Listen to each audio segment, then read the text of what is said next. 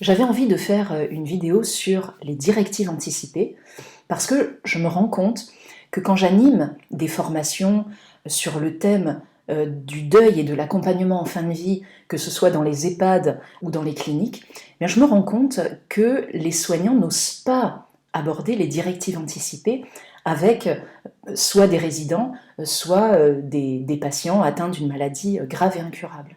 Aborder les directives anticipées, ça demande d'aborder une question sensible, c'est notamment la fin de vie.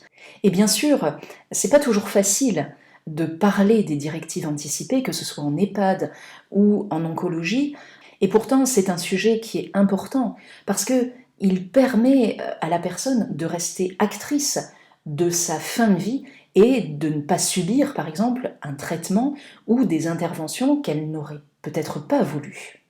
Donc le but de cette vidéo, c'est vraiment de définir ce que sont les directives anticipées et puis comment en parler concrètement, comment en parler aux patients ou aux résidents d'EHPAD. Et je vous parlerai d'un fabuleux jeu de cartes qui s'appelle À vos souhaits, que l'on peut utiliser en EHPAD ou alors avec les patients pour aborder le dialogue sur la fin de vie et aider les personnes à rédiger leurs directives anticipées. Tout d'abord, la mort, c'est un sujet très tabou dans notre société. Avec les enfants, on n'en parle pas parce qu'ils sont trop jeunes. Entre adultes, on n'en parle pas parce que sinon on va plomber l'ambiance. On n'en parle pas aux personnes malades parce qu'on veut qu'elles gardent espoir. Et on n'en parle pas aux résidents d'EHPAD parce qu'on se dit ils sont bien assez déprimés comme ça, on ne va pas non plus en rajouter en leur parlant de leur directive anticipée ou de la mort. Mais alors, quand est-ce qu'on en parle ? Quand est-ce qu'on parle de ce sujet, de la mort, et puis la vie avec cette fin de vie et ces directives anticipées? On projette souvent nos propres peurs en tant que soignant sur les autres. Par exemple, je ne vais pas parler des directives anticipées à un résident en EHPAD parce que je me raconte qu'il est bien assez déprimé comme ça et que si je lui en parle, ça va lui miner le moral. Alors que, c'est son droit de savoir ce que sont les directives anticipées, et de deux, mais peut-être qu'il n'attend que ça, qu'il puisse parler de sa propre mort. Et bien souvent, dans les EHPAD, la mort est un sujet tabou. On met beaucoup de choses en place pour que les résidents oublient cette mort, alors que ne nous leurrons pas, ces résidents qui entrent en EHPAD, ils savent pertinemment que l'EHPAD est leur dernière maison et que la mort est très proche. Donc, osons parler de la mort avec les résidents, parce que quelquefois ils ne demandent que ça, mais ils ne trouvent pas d'oreilles pour écouter justement ce qu'ils ont à dire de leur crainte, de leur peur de la mort peut-être, ou de la délivrance que la mort pourrait leur apporter. Ces directives anticipées sont donc importantes parce qu'elles permettent à la personne de choisir ce qu'elle veut pour sa fin de vie. Si par exemple une personne fait un AVC ischémique massif et qu'elle se retrouve dans un état végétatif, qu'est-ce qu'on va faire? Est-ce qu'on va continuer l'alimentation et l'hydratation artificielle? Est-ce qu'on va l'intuber? Est-ce qu'on va lui placer un respirateur artificiel pour maintenir sa vie? Eh bien, les directives anticipées vont orienter le choix des médecins sur les thérapeutiques que l'on va proposer ou pas. Ces directives anticipées ont été mises en place par la loi du 22 avril 2005, loi relative aux droits des malades et à la fin de vie, et qui stipule que toute personne majeure peut rédiger ces directives anticipées pour le cas où elle serait un jour hors d'état d'exprimer sa volonté. Ces directives anticipées indiquent les souhaits de la personne relatifs à sa fin de vie concernant les conditions de la limitation ou de l'arrêt d'un traitement. Ces directives anticipées sont révocables à tout moment, et ça c'est important. Révocables, ça veut dire que à tout moment, on peut soit les modifier, soit les annuler. Et elles permettent au médecin d'orienter sa prise de décision en fonction des besoins et des souhaits de la personne, notamment en phase avancée ou terminale d'une maladie grave et incurable, pour limiter ou arrêter un traitement. C'est important de stipuler aussi qu'elles ne sont pas obligatoires. Ce sont des volontés de la personne exprimées par écrit, donc c'est important de les rédiger soit sur une feuille vierge, soit il existe des modèles, notamment vous avez un modèle sur le site du ministère de la Santé et de la Prévention, et c'est aussi important de les transmettre à votre médecin traitant et ou à votre personne de confiance. Je ferai une vidéo sur ce qu'est la personne de confiance. Elle porte sur le souhait ou non de poursuivre votre vie avec des traitements ou des actes médicaux au cas où vous ne seriez plus en état de répondre à ces questions. Ça va être par exemple, est-ce que vous souhaitez la mise en route ou l'arrêt d'une réanimation? Est-ce que vous souhaitez une dialyse? Souhaitez-vous une transfusion ou non? Souhaitez-vous être mis sous respirateur artificiel? Est-ce que vous voulez une sédation profonde et continue maintenue jusqu'au décès? Il peut arriver que les directives anticipées ne soient pas respectées dans 2 cas. La première, c'est en situation d'urgence, le temps que le médecin évalue la situation. Et le deuxième cas, c'est lorsque les directives anticipées paraissent inappropriées ou non conformes à la situation.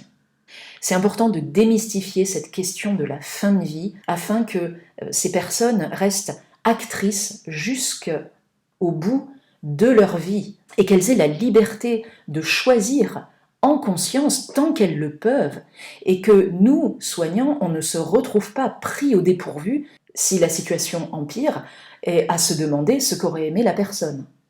Voyons maintenant comment en parler. Tout d'abord, c'est important de trouver le moment opportun. Prévoyez du temps aussi. On ne va pas faire que remplir un questionnaire. Ça va être un échange, une discussion autour de ce thème de la fin de vie. C'est vraiment comme ça qu'il faut l'aborder. Pas comme on va cocher avec le patient une suite de questions. Est-ce que vous voulez être réanimé? Est-ce que vous voulez une dialyse? Donc c'est vraiment s'accorder du temps pour parler de ce sujet qui est si important. On peut commencer la discussion par une question ouverte, par exemple, que savez-vous des directives anticipées? Et puis repérer un petit peu ce que la personne sait de ces directives, voir aussi si elle a envie d'en parler, lui donner des informations sur ce que sont les directives anticipées et quels sont leurs objectifs. Mettre par exemple en avant que c'est un droit du malade de mourir dans la dignité et du coup c'est important d'avoir les volontés de la personne sur sa fin de vie. Et puis ne pas remplir les directives anticipées, c'est aussi peut-être laisser porter la responsabilité de choix difficiles à ses proches. Si par exemple la personne vous dit « je ne veux pas d'acharnement thérapeutique », ça moi je l'ai souvent entendu, c'est important de leur faire préciser ce qu'elles entendent par acharnement thérapeutique. C'est quoi pour vous l'acharnement thérapeutique? Et en leur donnant des exemples concrets. Si par exemple vous faites un arrêt cardiaque, est-ce que vous voulez un massage cardiaque? Est-ce que vous voulez un tuyau dans la gorge? Et voir en fonction ce que souhaite la personne. Si elle vous dit par exemple je ne veux pas de tuyau, c'est important de lui faire préciser parce que les gens ont une image parfois floue de tout ce jargon médical. Et les tuyaux, ça peut être un tuyau à oxygène.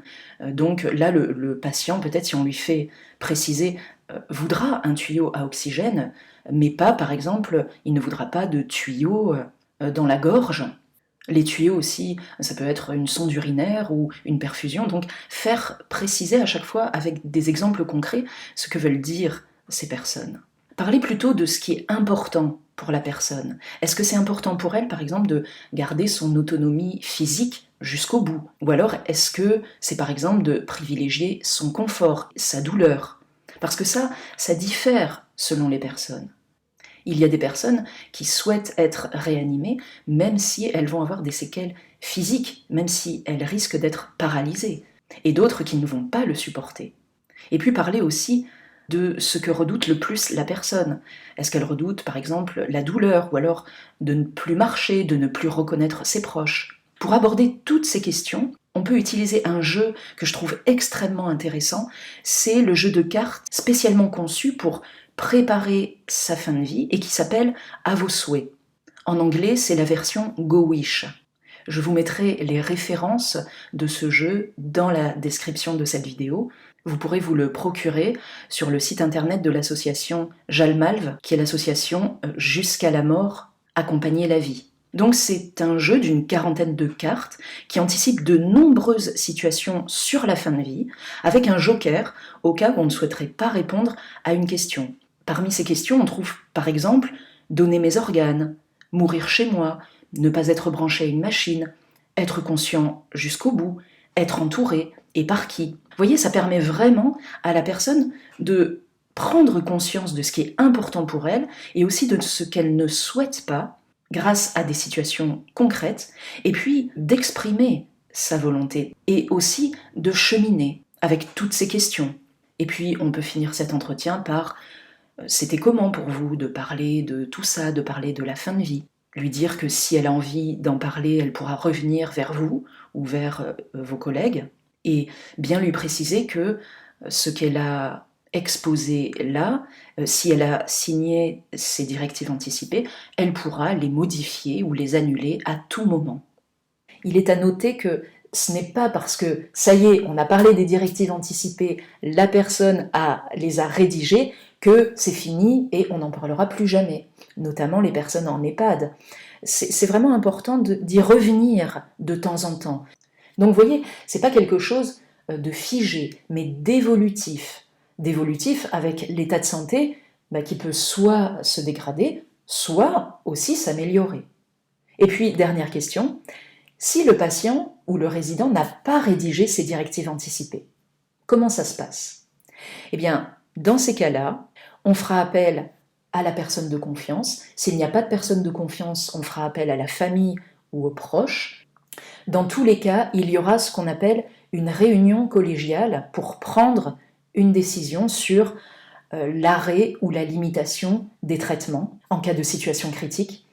Cette réunion collégiale, c'est une réunion de plusieurs professionnels de santé prenant en soin le malade.